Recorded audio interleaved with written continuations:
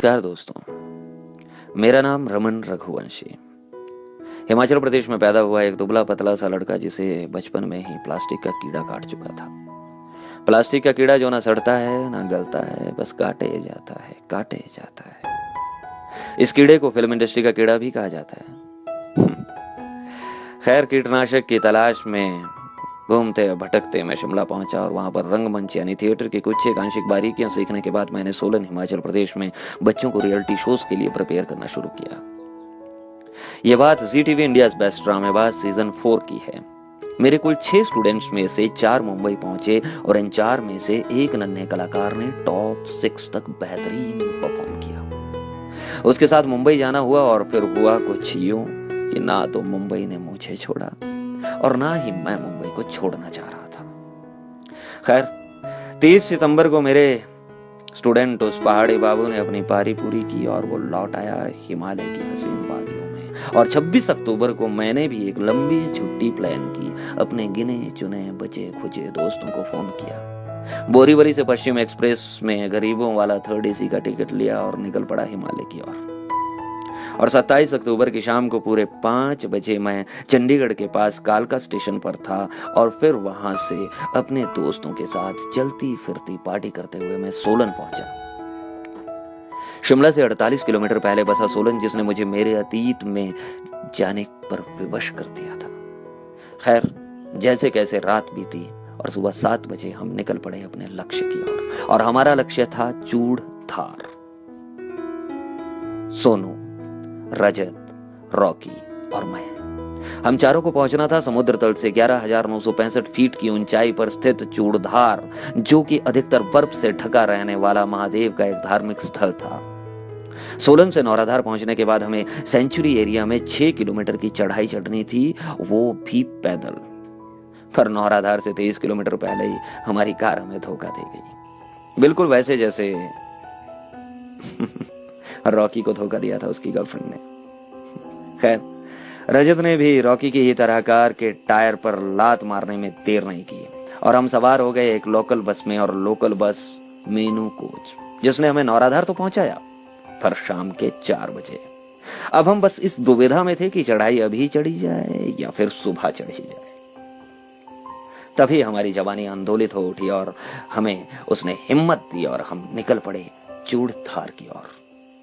क्योंकि हम सब पहाड़ी लड़के थे तो हमें बहुत ज्यादा दिक्कत नहीं हो रही थी चढ़ाई चढ़ने में, नहीं तो शाम के 4 बजे उस ट्रैक पर चढ़ने की गुस्ताखी शायद कम ही लोग कर पाते हैं। बियाबान जंगल, सेंचुरी का इलाका, जहां घर तो छोड़ो आदमी के दर्शन भी कम ही होते हैं। धीरे धीरे हमारी रफ्तार और ऊर्जा कम होने लगी, पर मेरे मुंबई वाले किस्से, उस सुनसान में चट्टानों से लौट कर आती मेरी आवाज शायद थकान का एहसास ही नहीं होने दे रही थी किसी को। और आखिरकार हम पहुंचे पहले पड़ाव पर, जिसे वहां की क्षेत्रीय भाषा में पहली कहकर बुलाते थे। वहां उस टेम्परेरी दुकान पर उपलब्ध चाय और बिस्किट को हमने कुछ ऐसे खाया मानो इससे टेस्टी दुनिया में कुछ हो ही नहीं सकता। चाय वाले का चेहरा बता रहा था कि हमारा इस वक्त चढ़ाई चढ़ने का डिसीजन उसे निहायती बेवकूफी भरा लग रहा था। मुंह बनाते हुए उसने हमें 2 किस्से सुनाए, पर कुछ ऐसे मानो हम उससे उधार में किस्से सुन रहे हो। ऐसा लग रहा था मानो वो हमें वर्ल्ड ट्रेड सेंटर पर हमले की ब्रेकिंग न्यूज सुना रहा हो। और किस्सा नंबर 1 था कि पिछले ही कल इसी जंगल में भालू ने पास के चौपाल इलाके के किसी आदमी की चमड़ी ऐसे उधेड़ दी मानो किसी ने नहाने से पहले अपने कपड़े उतारे हों। और किस्सा नंबर 2 था कि 2 दिन पहले इसी रास्ते पर एक लड़की गायब हो गई थी। खैर, इससे पहले हमारी हिम्मत रेंगने लगे, सोनू बाहर जाकर 4 लाठियां उठा लाया। सोनू के हाथ में ये 4 लाठियां हमें इस वक्त AK-47 जैसी लग रही थी। हम वहां से आगे बढ़े, पर अब हम सबका ध्यान बातों से ज्यादा रास्ते पर था। कुछ दूरी तय करने के बाद मेरे तीनों नमूने दोस्त थक कर बैठ गए, पर मैं चलता रहा क्योंकि मैं चौथे किसी के साथ था। एक्चुअली मैं ईयरफोन्स लगाकर ओशो के प्रवचन सुन रहा था, जिसमें ओशो ने जापान के बौद्ध भिक्षुओं को लेकर अभय के बारे में बात की थी। इस प्रवचन ने शायद मुझे कुछ ज्यादा ही निडर बना दिया था। आगे 3 रास्ते थे। अपने भौगोलिक ज्ञान से भरी पड़ी बुद्धि पर भरोसा करके मैंने एक रास्ता चुना और आगे बढ़ गया। ईयरफोन्स निकाले तो कहीं पास में ही मेरे दोस्तों की आवाज मुझे सुनाई दी, तो निश्चिंत होकर मैं आगे बढ़ता रहा। और कुछ ही दूरी के बाद अब उन तीनों की आवाज वादियों में कहीं विलीन होने लगी थी। इस तरह अकेले आगे बढ़कर शायद मैं बेवकूफी कर चुका था, ये एहसास अब मुझे होने लगा था। और ये भी लगभग निश्चित हो चुका था कि मैं गलत रास्ते पर निकल चुका हूं। हाल ही में हुई बारिश के कारण देवदार के उन जंगलों से मिट्टी की भीनी भीनी खुशबू मुझे जितना सुकून दे रही थी, उससे कहीं ज्यादा झिंगुरों की आवाज मुझे इरिटेट कर रही थी। बहुत मंथन करने के बाद मैं इस नतीजे पर पहुंचा कि पीछे हटना तो अब ठीक नहीं होगा। गुप्त अंधेरे में भी शायद आने वाले चांद का असर था कि चूड़धार की चोटी वो ऊपर साफ नजर आ रही थी, या ओशो के अभय वाले प्रवचन और मेरी दुष्ट भौगोलिक बुद्धि का असर था कि मैं सोच रहा था कि यहां तो मैं नाक की सीध लगाकर भी पहुंच सकता हूं। विपत्ति के इस दौर में मेरे अंदर का पुरुष शायद जाग चुका था, पर कुछ ही देर के बाद कुछ ऐसा हुआ कि वो पुरुष छोटे बच्चे के रूप में परिणित हो गया। कुछ ऐसा हुआ कि मेरे अंदर से फूटता हुआ हौसला मेरे अंदर वापस घुस गया। कुछ ऐसा कि मेरे मुंह से मां शब्द निकल पड़ा, एक असहाय बच्चे की तरह, क्योंकि बिल्कुल कहीं मेरे आसपास से ही बाघ के गुर्राने की आवाज उठी और उस गुर्राहट से पूरे पहाड़ गूंजने लगे।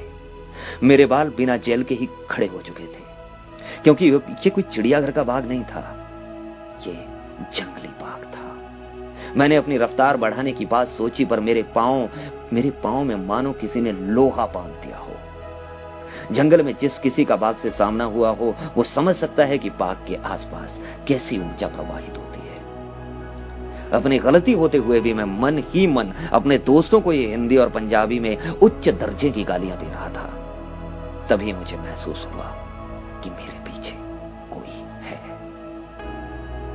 पर पलट कर देखने की हिम्मत नहीं हुई। और यह वास्तविक जीवन था, कोई बॉलीवुड की हॉरर फिल्म नहीं, जहां भूत की आहट पाकर लोग उसे फॉलो करने लगते हैं। कभी किसी के आगे चलने का तो कभी पीछे चलने का आभास होने लगा।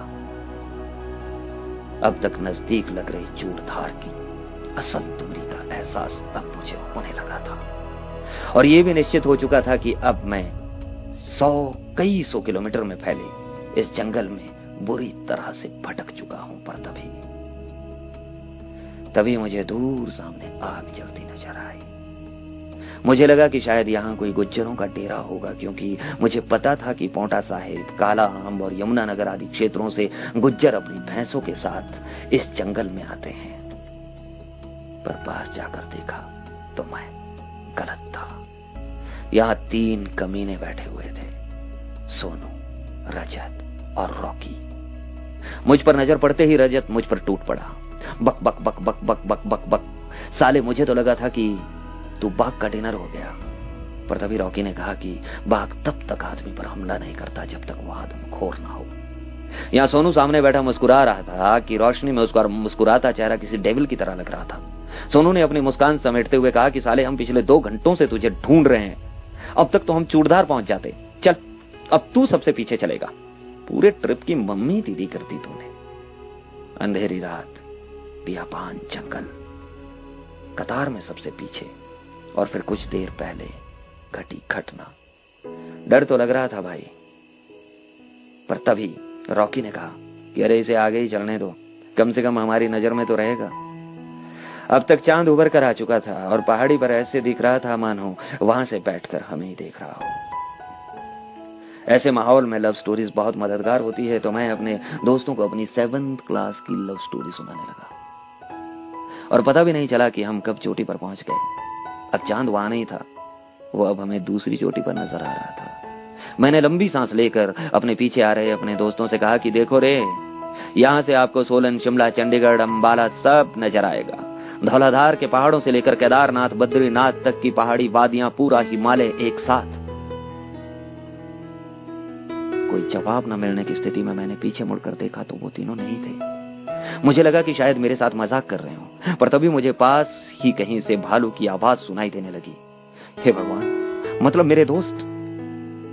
मेरे पास 2 रास्ते थे, चोटी के इस और भयानक पसरा हुआ जंगल, जहां जाकर मैं अपने दोस्तों को ढूंढता, और दूसरी और कुछ ही दूरी पर मंदिर जिसकी रोशनी को मैं देख पा रहा था। उस संकरे रास्ते में मेरे दोस्त मुझसे आगे निकल जाए ये संभव नहीं था, और भालू की आवाजों के बावजूद भी वो छुप कर मुझसे मजाक करें, इतनी उनमें हिम्मत नहीं थी।